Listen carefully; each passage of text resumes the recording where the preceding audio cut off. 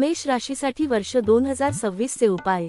या वर्षीचे उपाय प्रामुख्याने साडेसातीमुळे शनीला प्रसन्न करण्यावर आणि तुमच्या राशीस्वामी मंगळाला संतुलित करण्यावर लक्ष केंद्रित करतात। श्रद्धेने आणि प्रामाणिकपणे केलेले साधे, नियमित उपाय तणाव कमी करतील आणि तुम्हाला या वर्षातील शक्तिशाली संधींचा उपयोग करण्यास मदत करतील।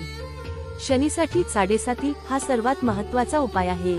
दररोज संध्याकाळी किंवा किमान शनिवारी हनुमान चालीसा किंवा दशरथ शनी स्तोत्रमचे पठण करा।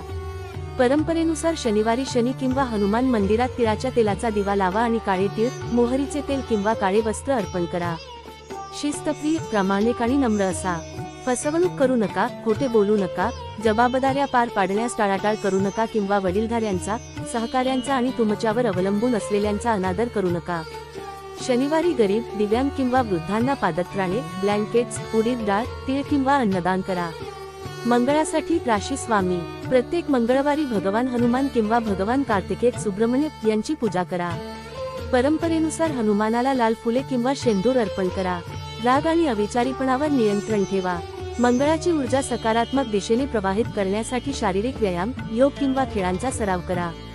प्रत्येक मंगळवारी गरजूंना डाळिंब, लाल मसूर किंवा लाल कापड यांसारख्या लाल रंगाच्या वस्तू दान करा। राहू केतूसाठी देवी दुर्गेची नियमितपणे पूजा करा। शक्य असेल तेव्हा दुर्गा सप्तशती किंवा एखादा साधा नवर्ण मंत्रही भक्तिभावाने म्हणा। कोणतेही महत्त्वाचे कार्य सुरू करण्यापूर्वी, विशेषतः केतूशी संबंधित अडथळे दूर करण्यासाठी, गणपतीची पूजा करा।